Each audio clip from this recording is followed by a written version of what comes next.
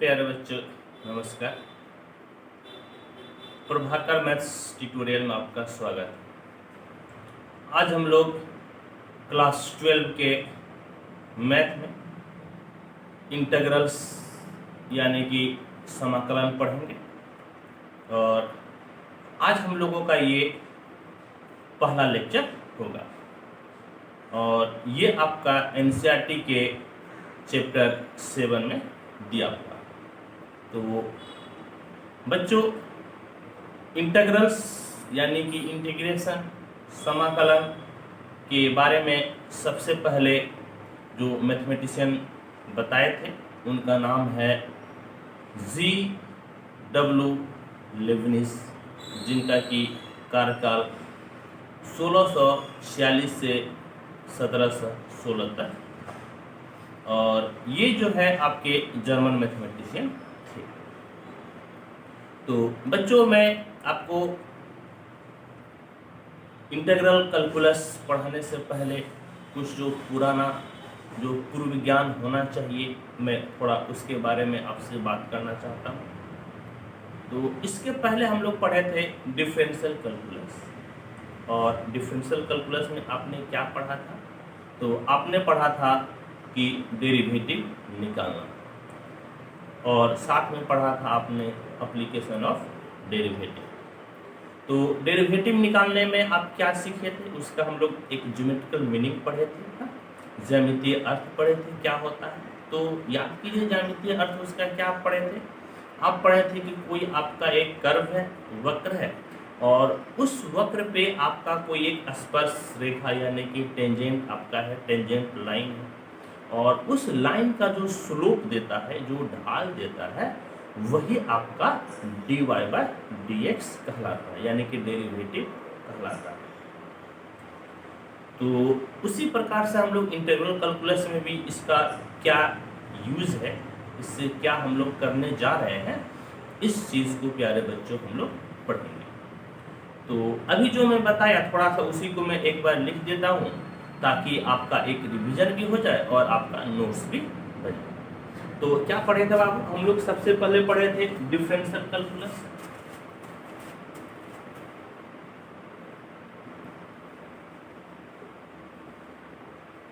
Differential calculus, और differential calculus में आपने क्या पढ़ा था?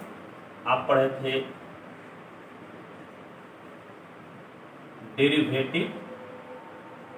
Derivatives plus application of derivatives पढ़े, समझ गए? और फिर आप पढ़े थे इसी में डेरिवेटिव में आप क्या पढ़े थे? तो आप पढ़े थे ज्योमेट्रिकल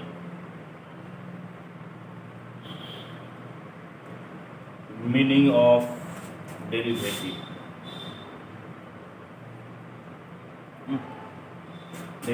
समझ के आप पढ़े थे ज्योमेट्रिकल मीनिंग ऑफ डेरिवेटिव्स। और ज्योमेट्रिकल मीनिंग में आप क्या पढ़े थे? कि आप पढ़े थे इसमें कर्व पे कोई एक टेंजेंट है और उस टेंजेंट का स्लोप निकालना पड़े थे, यानी कि slope of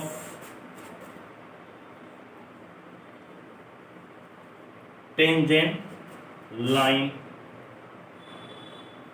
to a curve, यानी कि एक वक्र पर स्पर्श रेखा का ढाल, समझ गए?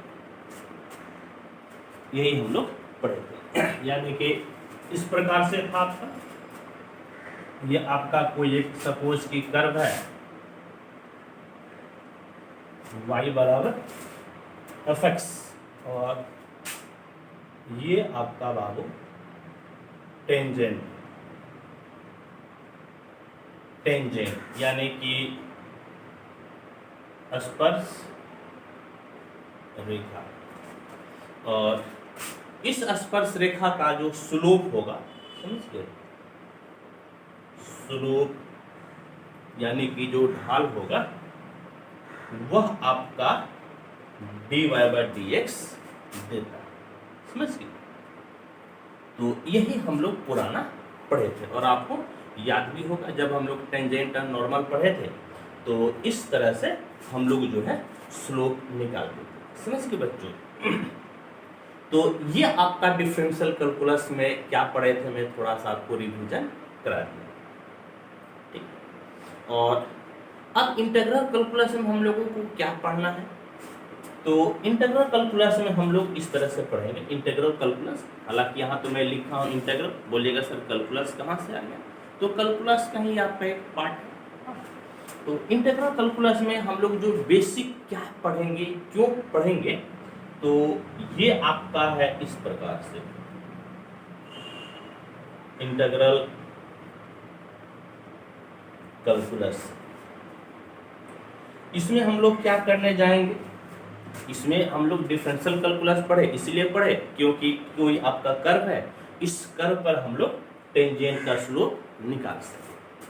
और इंटीग्रल कैलकुलस क्यों पढ़ेंगे, तो इसके पढ़ने का रीजन क्या है कि आपका मान लीजिए कि कोई एक कर्व है, सपोज कि आपका यह एक आपका कर्व है, और ये जो आपका कर्व है y² = 4ax। आप समझ गए होंगे कि y² = 4ax आपका किसका इक्वेशन होता है, यह आपका एक पैराबोला है। पैराबोला का आपका इस प्रकार से बन जाएगा, इस तरह से आपका पैराबोला होता है, समझिए। ये आपका एक पैराबोला होता है, ये आपका हो जाता है x y x dash y dash, और ये आपका हो जाता है ओरिजिन, समझ गए। और यहाँ पर ये जो पैराबोला है एक दूसरा कर्व या स्ट्रेट लाइन के द्वारा सपोज की बाउंडेड, इस प्रकार से मान लीजिए कि ये आपका एक लाइन है x = e। जब तक ये लाइन हम लोग नहीं खींचे थे तब तक ये पैराबोला आपका अनबाउंडेड था, यानी कि बंधा हुआ नहीं था, ये जितना आगे हम लोग बढ़ा सकते थे बढ़ जाता।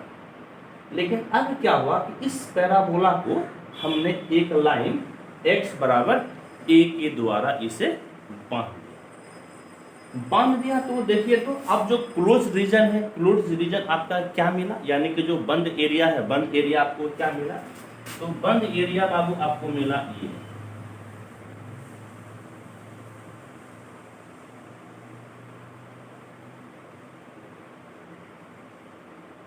ये जो है आपका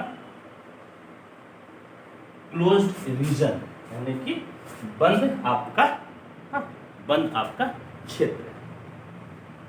और अब बात ये उठती है कि आप बताइए कि यदि इस चीज का आप एरिया निकालना चाहते हैं, क्षेत्रफल निकालना चाहते हैं, तो आप निकालिएगा कैसे? नहीं, हम लोग तो क्षेत्रफल निकालना किसका किसका अभी तक हम लोग सीख कर आए हैं। हम लोग वृत्त का क्षेत्रफल निकाल लेते हैं, यानी सर्किल का निकाल लेते हैं, हम लोग वर्ग यानी स्क्वायर का निकाल लेते हैं, आयत यानी रेक्टेंगल का निकाल लेते हैं, और भी बहुत सारा ऐसा है जिसका कि हम लोग क्षेत्रफल एरिया हम लोग निकाल लेते हैं। उसका फॉर्मूला हम लोगों के पास है, समझ गए, क्लास 10 तक इसको हम लोग पढ़ के आए हैं। लेकिन यदि इस तरह का आपका आ जाए तो इसका एरिया आप निकालिएगा कैसे, क्षेत्रफल निकालिएगा कैसे? तो यही क्षेत्रफल जो निकालने का तरीका है, वह तरीका हम लोग इंटीग्रल कैलकुलस में पढ़ेंगे। यानी कि इंटीग्रल कैलकुलस से आप क्या निकाल सकते हैं, तो आप निकाल सकते हैं एरिया। किसका एरिया? तो बाउंडेड रीजन, समझ गए, आप निकाल सकते हैं एरिया। और एरिया भी किसका बाबू? तो बाउंडेड रीजन का, बाउंडेड रीजन, समझ गए। तो एक आप रफली मीनिंग क्या समझे?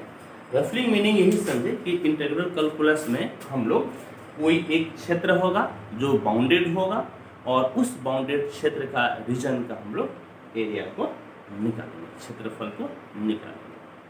ठीक है, तो क्या होने वाला है इस चीज को मैं आपको पहले बता दिया। तो प्यारे बच्चों, एक बार आप इसका स्क्रीनशॉट ले लें, फिर हम लोग आगे बढ़ते हैं।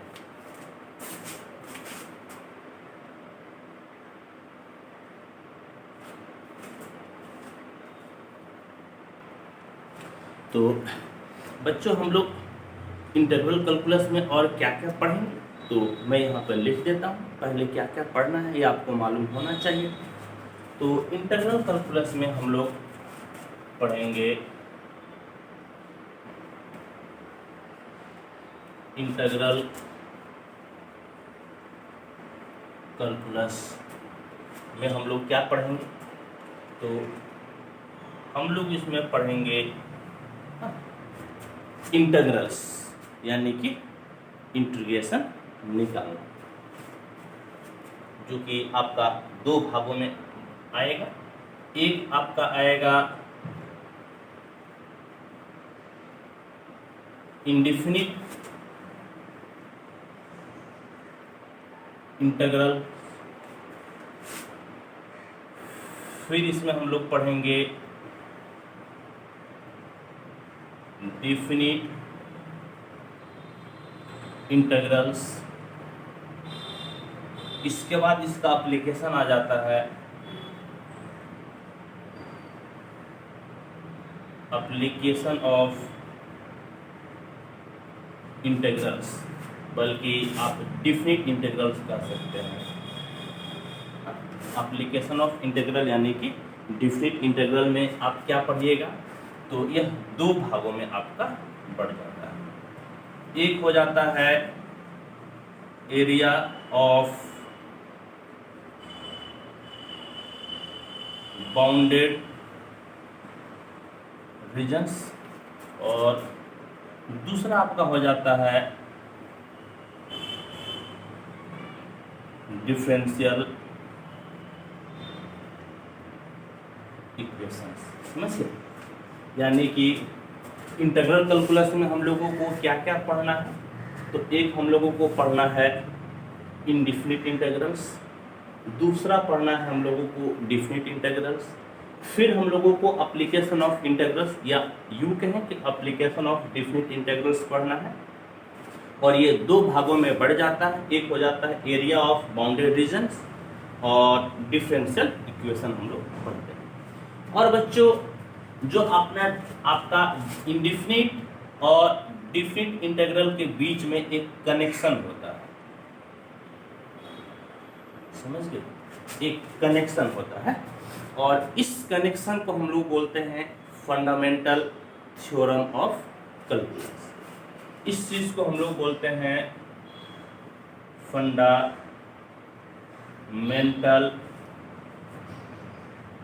Theorem of calculus.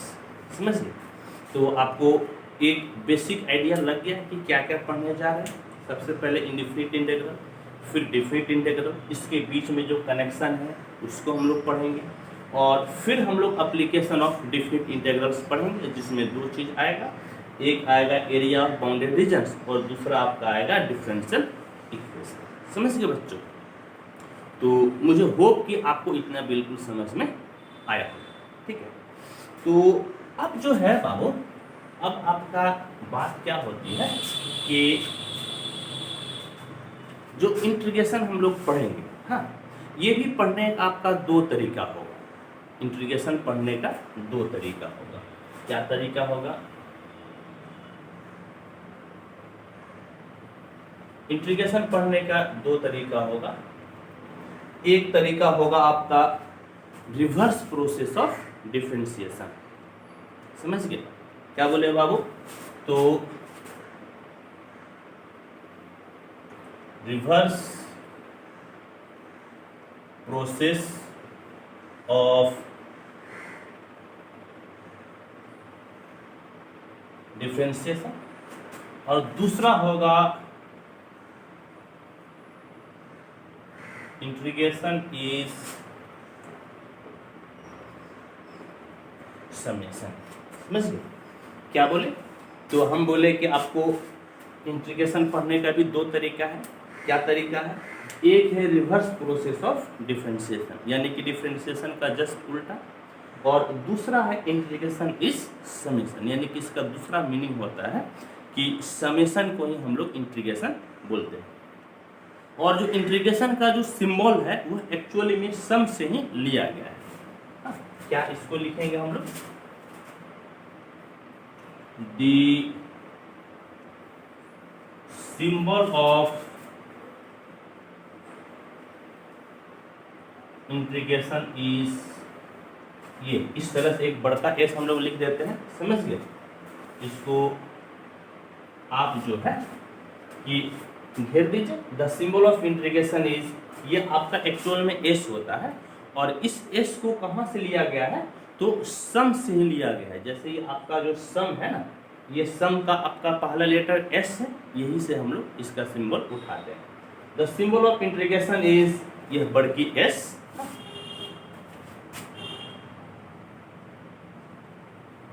which is the first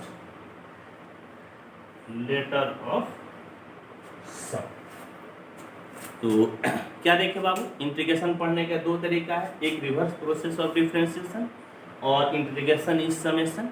और ये जो इंटीग्रेशन का जो सिंबल होता है, यह एस, बड़का एस जो लिखते हैं हम लोग, यह एस कहाँ से लिया गया है? यह आपका सम का पहला लेटर होता है। ठीक है, तो बच्चों मैं अभी आपको बता दिया, क्या बताया, इंटीग्रल कैलकुलस में क्या क्या पढ़ना है। तो इंडिफिनिट इंटीग्रल पढ़ना है, डिफिनिट इंटीग्रल पढ़ना है, इस दोनों के बीच में जो कनेक्शन है इसको हम लोग फंडामेंटल थ्योरम ऑफ कैलकुलस कहते हैं। और फिर हम लोगों को एप्लीकेशन ऑफ इंटीग्रल्स यानी डिफरेंट इंटीग्रल्स पढ़ना है। इसमें आपका एरिया बाउंडेड रीजन आएगा और डिफरेंशियल इक्वेशंस आएगा। और फिर मैं आपको बता दिया कि इंटीग्रेशन को भी पढ़ने का दो तरीका है, एक रिवर्स प्रोसेस ऑफ डिफरेंशिएशन, एक आपका इंटीग्रेशन इज समेशन। तो बच्चों अब आप इसका एक बार स्क्रीनशॉट ले लें।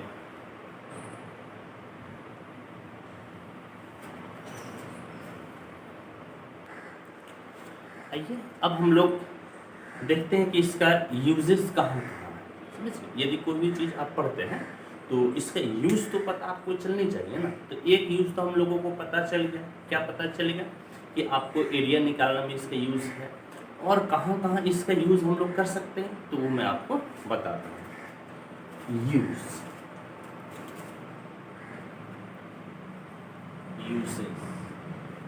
तो इसका यूजेस आपका है साइंस में,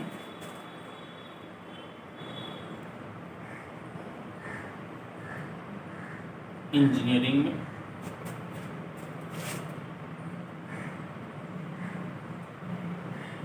इकोनॉमिक्स में, फाइनेंस में,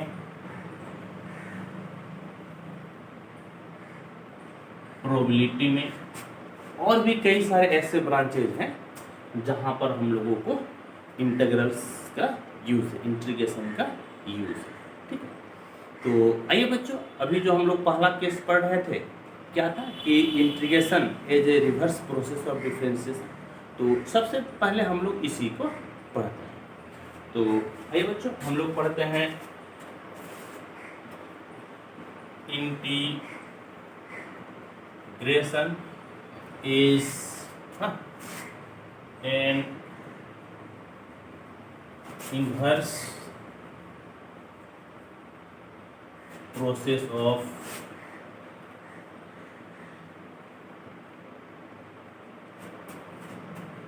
डिफरेंशिएशन। समझ गए? डिफरेंशिएशन, ठीक है। Integration as a reverse process of differentiation, थोड़ा सा यहाँ पे मिस हो गया है डी, डिफरेंशिएशन। मैं इसको देखिए, integration as an inverse process of differentiation. तो इसमें हम लोग पढ़ते हैं, इसमें हम लोग क्या करेंगे। तो इसमें क्या है बच्चों कि डिफरेंशिएशन क्या था कि कोई एक फंक्शन दिया हुआ रहता था, और उस फंक्शन को हम लोग डिफ्रेंशिएट करते थे। लेकिन यहाँ क्या रहेगा कि आपका किसी फंक्शन का डेरिवेटिव ही आपको दिया हुआ है और तब आपसे बोलेगा कि ओरिजिनल फंक्शन आपका क्या है। हाँ, वही आपका कहलाता है integration as an inverse process of differentiation. तो इसको ऐसे लिखिएगा, integration is an inverse process of differentiation. इसमें आपको डिफरेंशिएशन निकालना नहीं है बल्कि वो दिया हुआ रहेगा। Instead of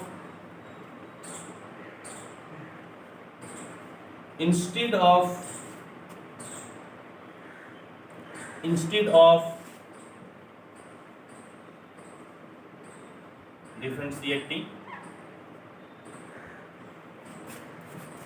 of a function, we are given a derivative and we need to find its primitive या इसी को हम लोग बोलते हैं और इंटीग्रल और ओरिजिनल फंक्शन। क्या बोले बाबू कि यहाँ पर आपको समझ गए, यहाँ पर आपको डिफरेंशिएट नहीं करना है, आपका डेरिवेटिव ही दिया हुआ है और डेरिवेटिव से हम लोगों को जो है क्या फाइंड करना है, तो प्रिमिटिव फाइंड करना है। प्रिमिटिव का दूसरा मतलब होता है इंटीग्रल या इसका मतलब होता है कि ओरिजिनल फंक्शन को आपको निकालना है। यही जो प्रोसेस होता है इस प्रोसेस को हम लोग बोलते हैं इंटीग्रेशन। सच प्रोसेस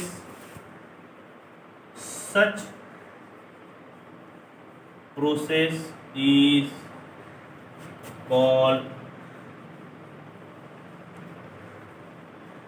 इंटीग्रेशन और एंटी डिफरेंशिएशन।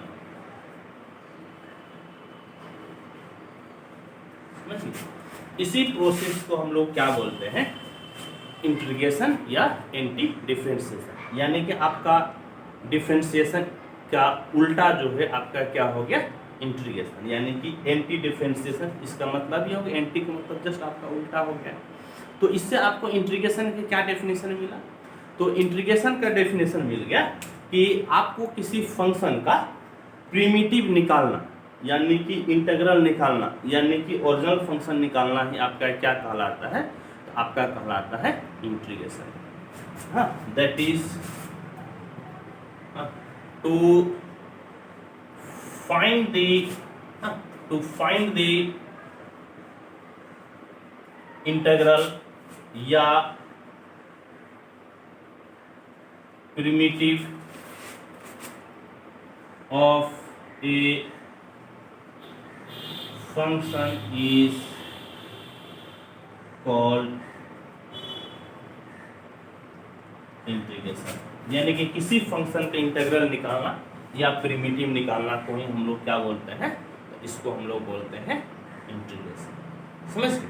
तो यह आपका एक में डेफिनेशन लिख दिया, ठीक है। और भी इसको कई तरह से हम लोग और भी पढ़ेंगे लिखेंगे।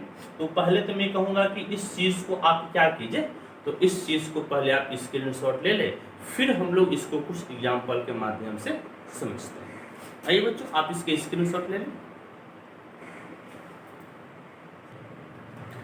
आइए अब हम लोग जो है कि कुछ एग्जाम्पल के द्वारा इसको समझते हैं। तो पहले हम लोग 3 एग्जाम्पल लेते हैं।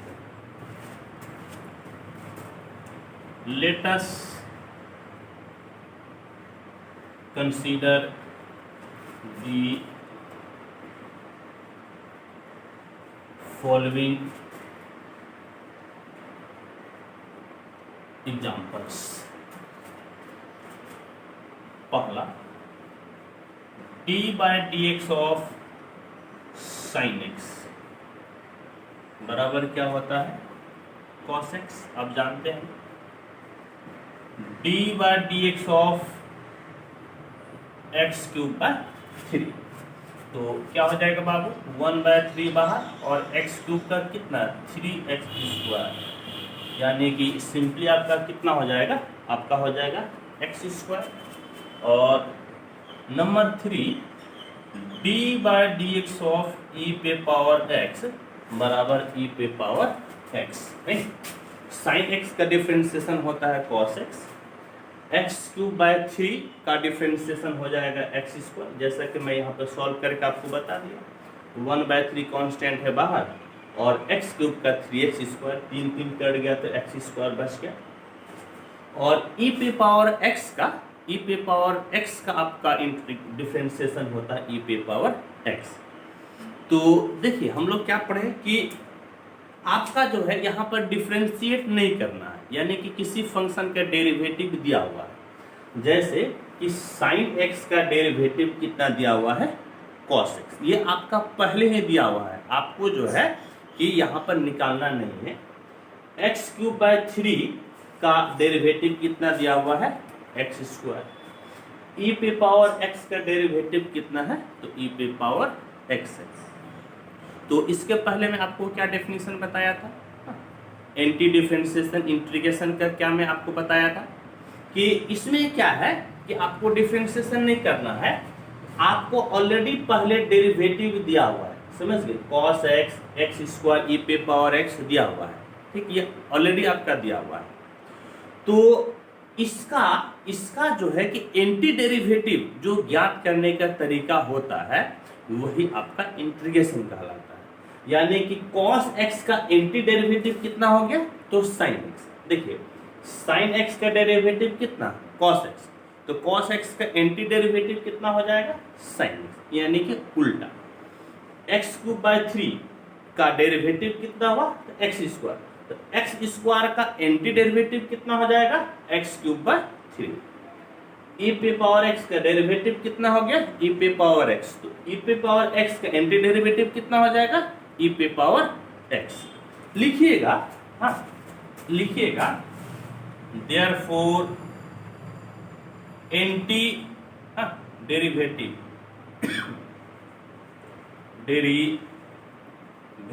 जिसको हम लोग बोलते हैं प्रिमिटिव या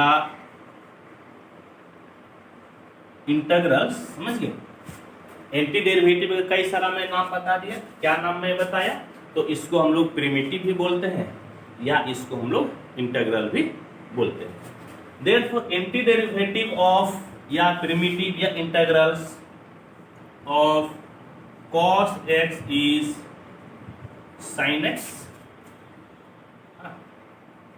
x² is x³/3 and e पे पावर x is e पे पावर x। फिर से मैं बता दूं, sin x का डेरिवेटिव cos x, तो cos x का anti derivative sin x, x³/3 का डेरिवेटिव x², तो x² का एंटी डेरिवेटिव x³/3, e पे पावर x का डेरिवेटिव e पे पावर x, e पे पावर x का एंटी डेरिवेटिव e पे पावर x हो गया। वही चीज यहाँ पे लिख दी, एंटी डेरिवेटिव या प्रिमिटिव या इंटीग्रल्स किसका, cos x का sin x हो गया, x² का x³/3 हो गया और e पे पावर x का e पे पावर x हो गया।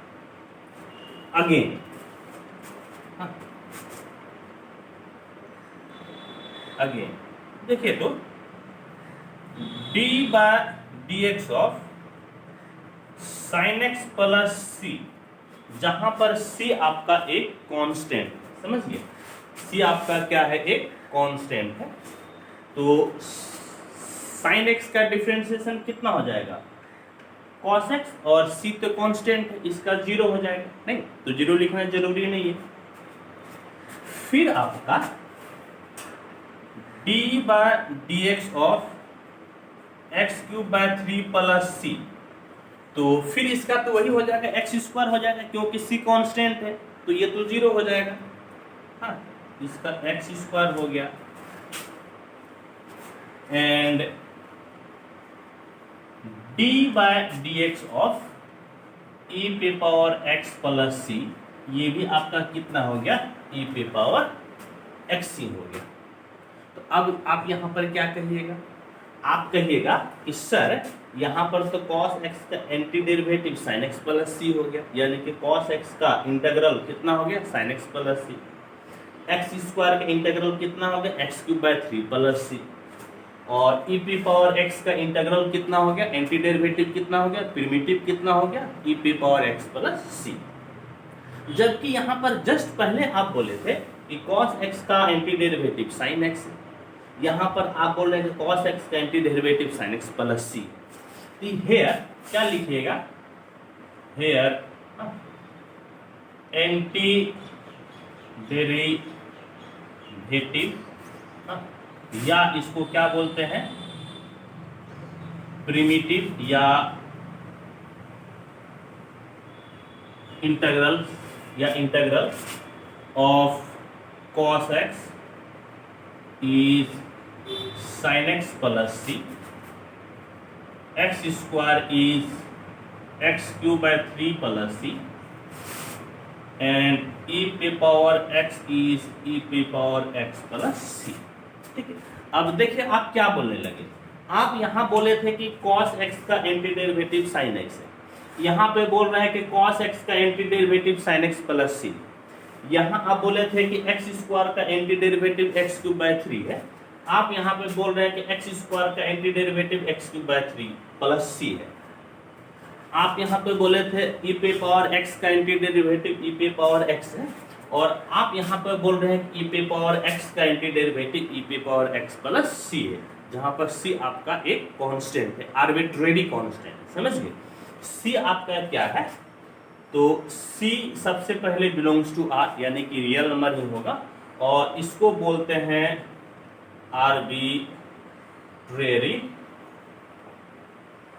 कांस्टेंट। और भी कुछ बाद में इसके बारे में बोलेंगे हम, समझिए, अभी बस इतना ही आर्बिट्रेरी कांस्टेंट हम आपको बोलते हैं कि c आपका बिलोंग्स टू r, यानी कि कोई भी रियल नंबर है, आर्बिट्रेरी कांस्टेंट यानी कि कोई भी अपने मन से स्वच्छ आप ले सकते हैं, 1 2 ढाई 3 3.5 माइनस 3.5, इस तरह से आप ले सकते हैं, समझ गए।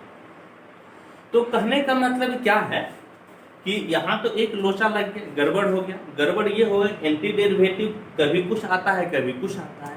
हालांकि एक चीज गौर कीजिएगा कि cos x का एंटी डेरिवेटिव sin x है, यहाँ पर cos x का एंटी डेरिवेटिव भी sin x ही है, लेकिन एक ठोक कुछ आपका जुटा है, और जो जुटा है वो आपका आर्बिट्रेरी कांस्टेंट है।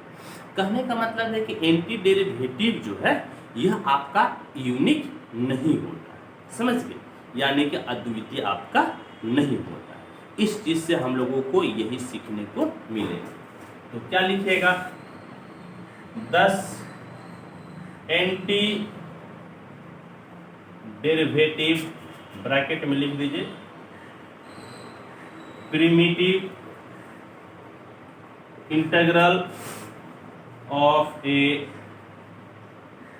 फंक्शन इज नॉट यूनिक, यानी कि एंटी डेरिवेटिव यानी कि प्रिमिटिव यानी कि इंटीग्रल किसी फंक्शन का यूनिक नहीं होता है, समझ गए, यूनिक आपका नहीं होता। ठीक है बच्चों, तो ठीक है, चलिए अब ऐसा करते हैं कि मान लीजिए क्या कि d by D x of F X, जहां पर एफ एक्स आपका कोई एक फंक्शन है और इसको डिफरेंशिएट करने पर आपका स्मॉल एफ एक्स मिलता है, समझ गए, यानी कि यह कोई एक दूसरा फंक्शन है और इसको डिफरेंशिएट किए तो यहाँ पर एक कोई और फंक्शन मिल गया, जहां पर for all x belongs to I, और यहाँ पर आई आपका इंटीजर नहीं बल्कि इंटरवल है, समझ गए। आई जनरली हम लोग जो है समझ लेते हैं, किसके लिए समझ लेते हैं, तो हम लोग इंटीजर के लिए समझते हैं, पूर्णांक संख्या के लिए समझते हैं, लेकिन यहाँ पर आई आपको कोई एक इंटरवल है, समझिए, यहाँ पर इंटीजर आपका नहीं है।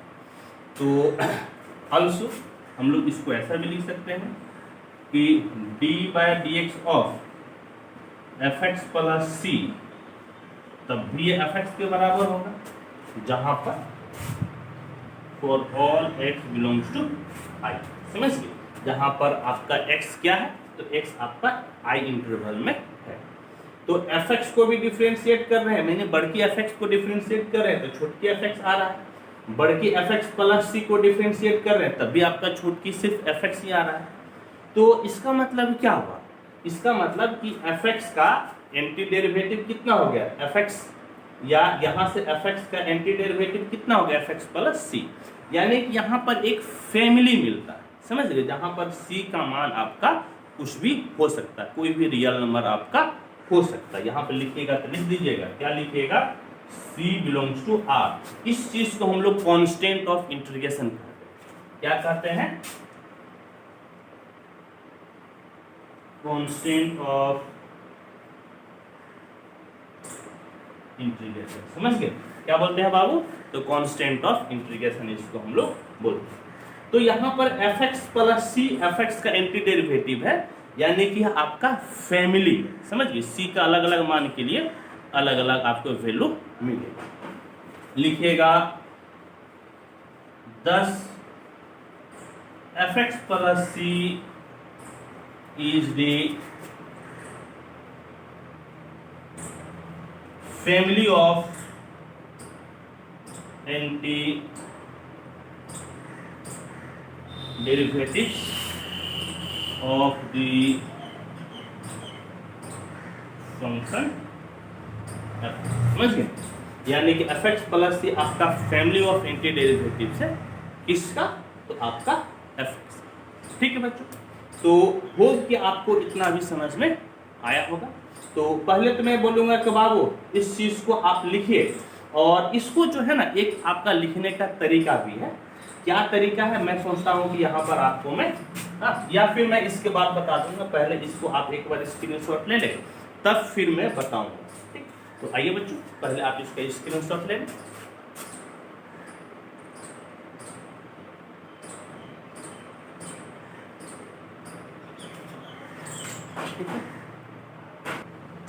तो आइए बच्चों कि हम लोग जो लिखे इसी को लिखने का क्या तरीका है, यानी कि हम लोग क्या लिखे, हम लोग लिखे कि d/dx of fx plus c equal to fx। अब इस चीज को लिखने का एक तरीका है, वह तरीका है इस प्रकार से, इस तरह से fx dx बराबर fx प्लस सी। समझ गए? ये जो हम लोग ऊपर लिखे इसी को एक लिखने का तरीका है। इस तरह से ये आपका साइन हो गया, किसका साइन हो गया, तो इंटीग्रेशन का साइन हो गया, fx dx बराबर fx प्लस सी। और यहाँ पर किसको क्या बोलते हैं मैं आपको बताता हूँ। तो यहाँ जो है fx को हम लोग बोलते हैं इंटीग्रल, c को हम लोग बोलते हैं कांस्टेंट ऑफ इंटीग्रेशन, और इस fx को हम लोग बोलते हैं इंटीग्रांड। समझ गए? इसको हम लोग बोलते हैं इंटीग्रांड। x आपका कहलाता है वेरिएबल ऑफ इंटीग्रेशन, और इंटीग्रेशन fx dx को हम लोग बोलते हैं integral of fx with respect to x। समझ गए? और ये जो आपका साइन है इसको बोलते हैं साइन ऑफ इंटीग्रेशन। देखिए बाबू क्या क्या हम लोग बोले, इसको मैं एक बार बता दूं। कि integration f x d x बराबर एफ एक्स प्लस सी रहे, तो इस एफ एक्स को हम लोग बोलते हैं इंटेग्रल, सी को बोलते हैं कांस्टेंट ऑफ इंटीग्रेशन, और ये वाला एफ एक्स आपका कहलाता है integrand. Integration f x d x का मतलब integral of F x with respect to x, और ये जो आपका साथ के जैसा जो चिन्ह है इसको हम लोग बोलते हैं साइन ऑफ इंटीग्रेशन। और ये जो पूरा प्रोसेस होता है इस प्रोसेस को हम लोग बोलते हैं इंटीग्रेशन। समझ गए? प्रोसेस को क्या बोलते हैं? इंटीग्रेशन। यहाँ पर प्रोसेस को बोलते हैं इंटीग्रेशन। यानी कि क्या हो गया, आप इस तरह से कर सकते हैं, to find an integral of an integrand is called integration. क्या बोले? The process to find integral of an integrand is called integration. तो इसको हम लोग चाहे तो यहां पर आप लिख दीजिए। हाँ, कैसे लिखिएगा? The process of finding integral of an integrand is called integration. समझ गए बच्चों? तो होप कि आपको यह समझ में आ गया होगा। और अब मैं बोलूंगा कि यस, एक बार आप इसका फिर से स्क्रीनशॉट ले लें।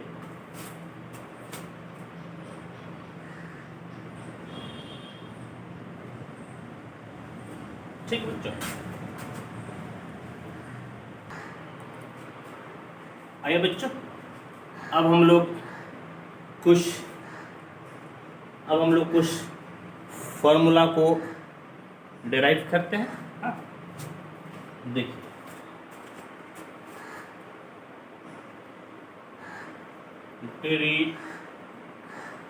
डेरिवेटिव्स, और इधर आपका हो गया इंटीग्रल, यानी कि एंटी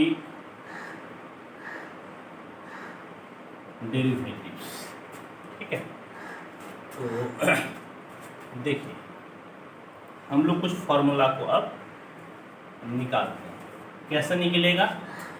अब देखिए, number 1, d by D x of x पे पावर n प्लस 1, एक्स पे power n plus 1 by n plus 1 बराबर आपका हो जाता है x पे पावर n। समझ गए? क्या बोले बाबू?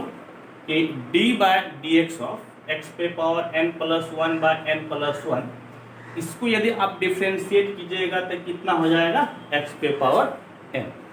और इसीलिए यदि आप इसको इंटीग्रेट कीजिएगा, इंटीग्रेशन x पे पावर n dx किसके बराबर हो जाएगा? x पे power n plus 1 by n plus 1 और प्लस ए कांस्टेंट c, और यहाँ पर आपको n is not equal to -1 हो, क्योंकि n यदि -1 हो गया तो यहाँ पर आपका बटे में कितना हो जाएगा? 0 हो जाएगा, अनडिफाइंड हो जाएगा। इसीलिए x पे power n plus 1 by n plus 1 का डेरिवेटिव होता है x पे पावर n। तो x पे पावर n का एंटी डेरिवेटिव यानी कि इंटीग्रल कितना हो जाएगा? तो x पे power n plus 1 by n plus 1, जहां पर आपका n -1 के बराबर नहीं। ठीक है बच्चों? फिर देखिए, in particular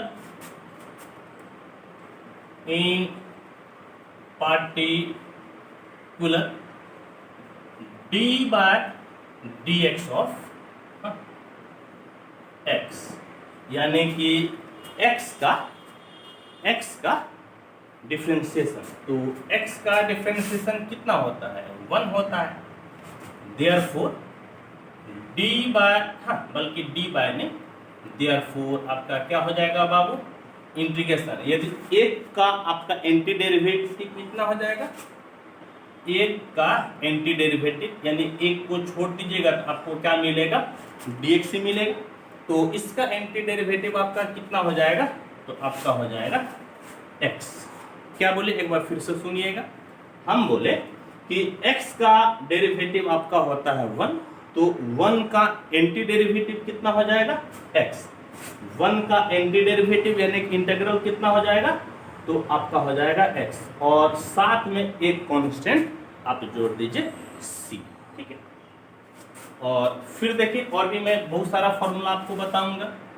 number 2, d/dx of e पे पावर x बराबर हो जाता है e पे पावर x, इसीलिए e पे पावर x का एंटी डेरिवेटिव भी e पे पावर x ही आपका हो जाएगा। ठीक है, फिर देखिए बच्चों, फिर आपका हो गया d/dx of log mod x। तो आप जानते हैं कि log x का आपका डिफरेंशिएशन कितना होता है, तो ये 1/x होता है, इसीलिए 1/x का एंटी डेरिवेटिव आपका हो जाएगा log mod x plus c। ठीक, प्लस c। ठीक, फिर देखिए बाबू आपका 4 नंबर, d/dx ऑफ a पे power x by log a on the base e। यहाँ पर बेस कुछ नहीं है, इसका मतलब बेस e है। यहाँ पर बेस कुछ नहीं, इसका मतलब बेस कितना है, तो बेस आपका e है, आप समझ लीजिएगा। ठीक है, तो a पे power x by log a on the base e का डिफरेंशिएशन होता है a पे पावर x, इसीलिए a पे पावर x का एंटी डेरिवेटिव यानी कि इंटीग्रल कितना हो जाएगा, तो हो जाएगा a पे power x by log a on the base e plus c। ठीक है, फिर देखिए आपका कितना हो जाएगा, तो 5 number, d/dx of sin x बराबर कितना हो जाता है, cos x। इसीलिए बाबू आपका जो है cos x का एंटी डेरिवेटिव यानी कि इंटीग्रल यानी कि जो प्रोसेस है आपका इंटीग्रेशन कहलाएगा, ये कितना हो जाएगा sin x प्लस c। और इसी प्रकार से आइए हम लोग आगे बढ़ते हैं।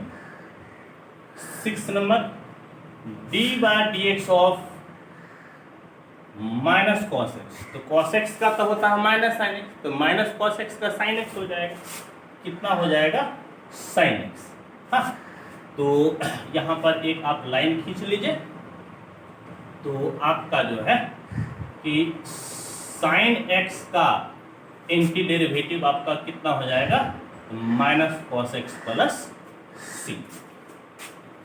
इसी प्रकार से देखिए d/dx ऑफ 10x। तो 10x का डिफरेंशिएशन कितना होता है, sec स्क्वायर x, इसीलिए sec स्क्वायर x का एंटी डेरिवेटिव कितना हो जाएगा, तो 10x plus c। d/dx of minus cot x। तो पहले बताइए कि cot x का कितना होता है, तो cot x का होता है माइनस cosec स्क्वायर x, तो माइनस ऑलरेडी है, तो माइनस गुनी माइनस प्लस हो जाएगा, यानी कि cosec स्क्वायर x, इसीलिए cosec स्क्वायर x का एंटी डेरिवेटिव आपका हो जाएगा minus cot x plus c। और अब आपका 9 number, d/dx of sec x बराबर क्या होता है, sec x इंटू 10x।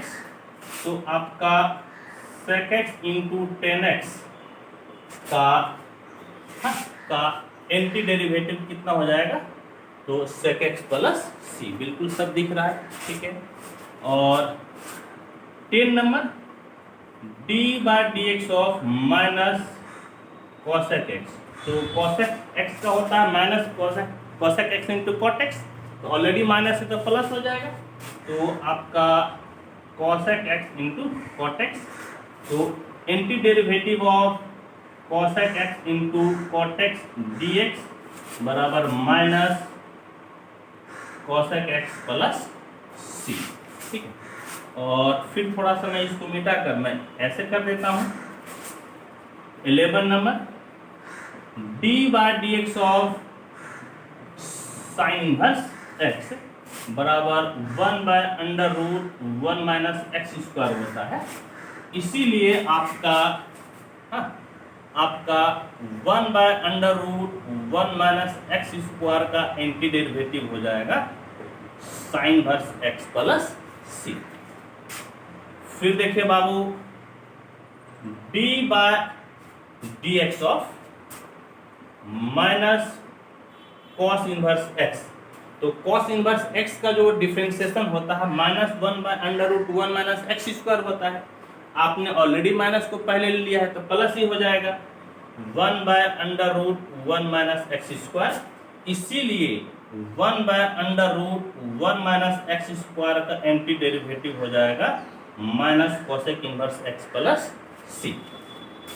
इसी तरह से बच्चों आपका 13 number d by D x of tan inverse x बराबर 1 बाय 1 प्लस एक्स स्क्वायर होता है। इसीलिए 1 by 1 plus x square d x का एंटी डेरिवेटिव आपका हो जाएगा tan inverse x plus c. समझ गए? तो और भी बहुत सारा फॉर्मूला है। अभी मैं कितना लिखा, अभी मैं 13 फॉर्मूला लिखा हूँ, 13 लिखा हूँ।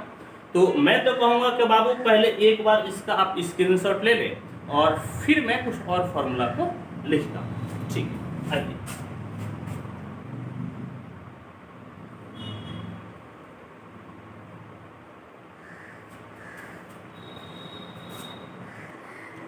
आइए मैं कुछ और फॉर्मूला को लिखता हूँ।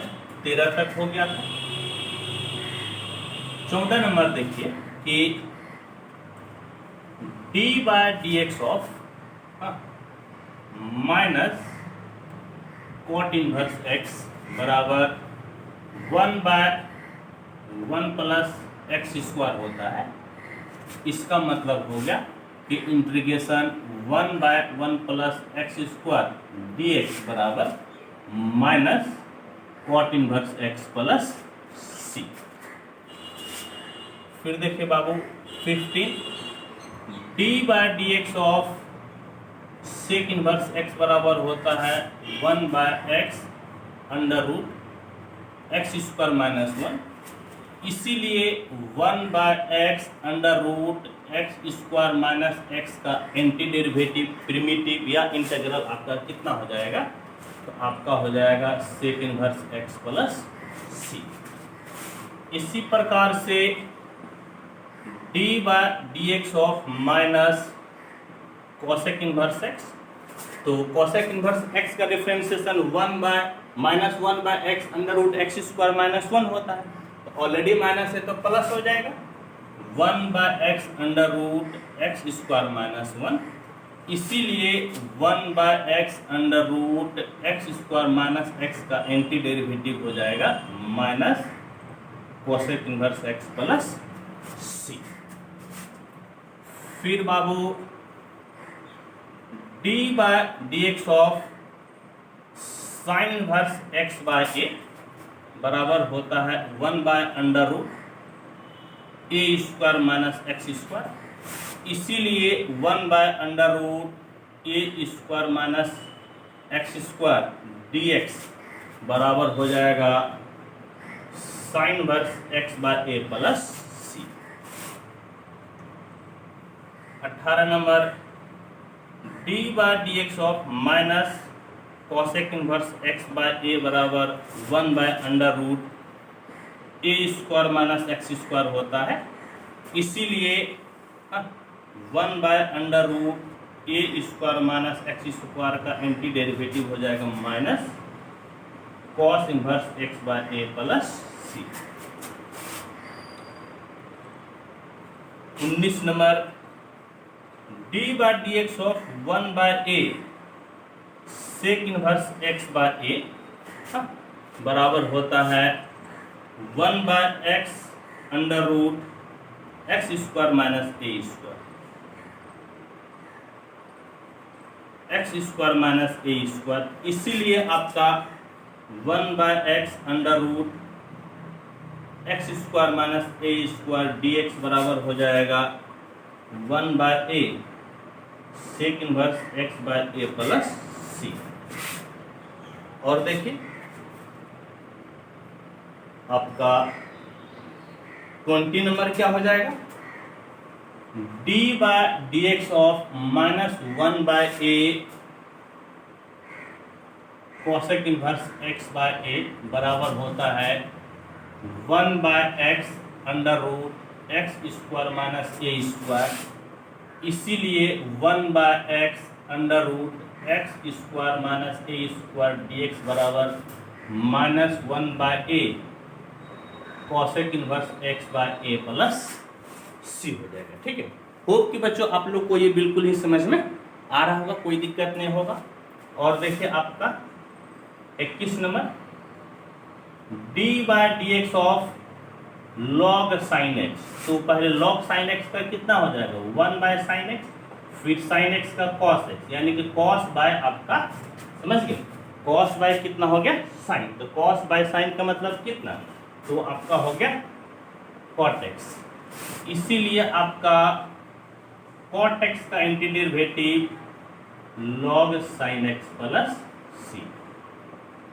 फिर देखिए आपका 22 number d/dx of minus log cos x बराबर, सबसे पहले माइनस बाहर, log cos x का कितना, तो 1/cos x, फिर cos x का कितना माइनस sin x, तो माइनस माइनस कैंसिल, तो आपका कितना हो गया बाबू 10x।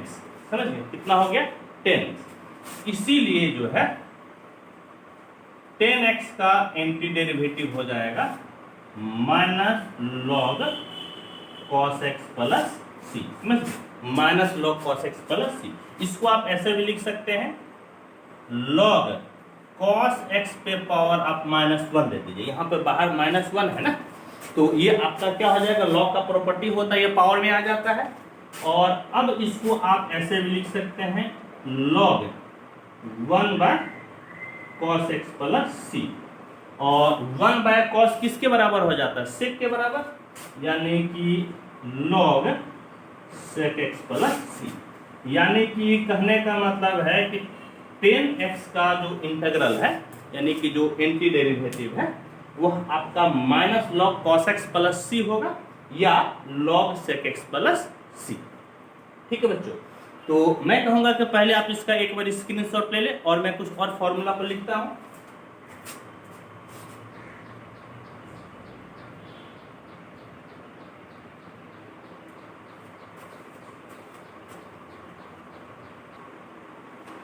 फिर देखिए आपका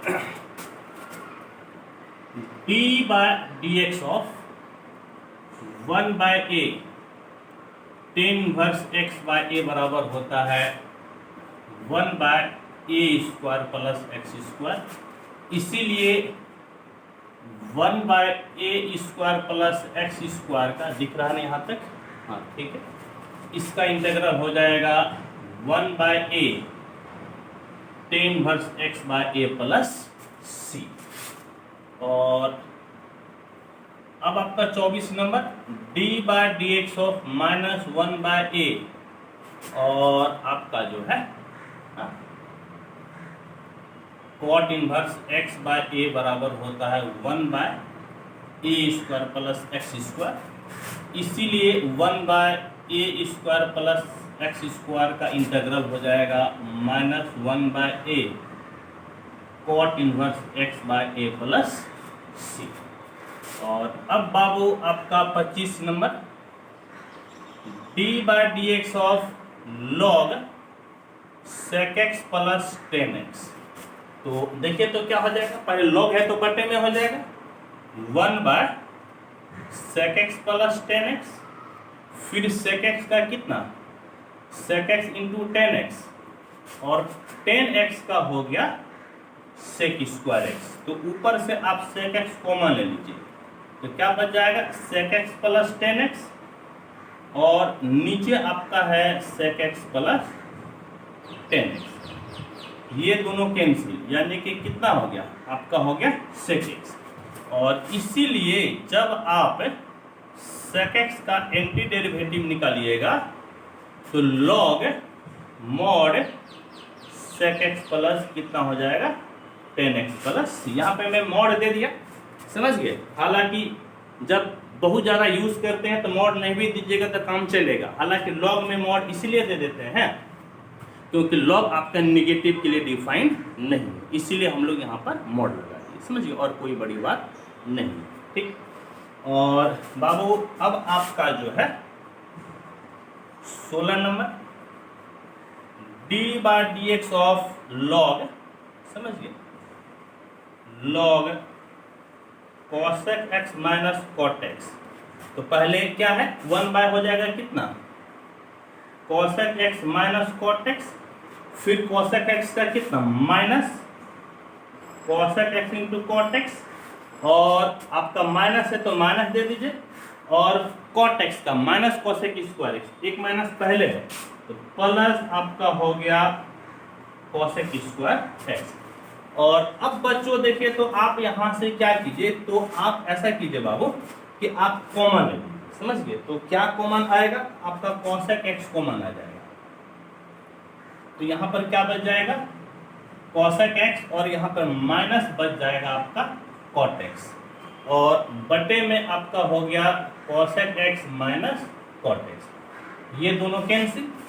तो आपको क्या बच गया बाबू, आपको मिल गया cosec x, और इसीलिए इंटीग्रेशन cosec x dx, यानी कि cosec x का एंटी डेरिवेटिव कितना हो गया, आपका हो गया log cosec x minus cot x plus कितना हो गया, तो प्लस c, समझ गए।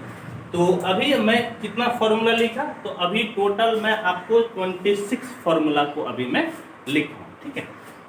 तो बच्चों आप इसका एक बार स्क्रीनशॉट ले लें, और फिर जो है और भी कुछ फॉर्मूला है जो कि जिसको कि हम लोग सीध बाद में करेंगे, लेकिन एक क्लास में ऐसा करूंगा कि एक क्लास में मैं पूरे फॉर्मूले को एक साथ लिख दूंगा। हालांकि अभी आपका कितना फॉर्मूला हो गया, अभी आपका 26 फॉर्मूला हो गया, तो 26 फॉर्मूला एक, और भी जो फॉर्मूला होगा भले उसको सीध हम लोग बाद में करेंगे, समझिए, उसको सीध प्रूफ बाद में करेंगे, लेकिन एक साथ सारा फॉर्मूला आपका हो जाए ऐसा मैं एक दिन कर दूंगा। तो फिलहाल बाबू आप इसका एक बार स्क्रीनशॉट ले लें।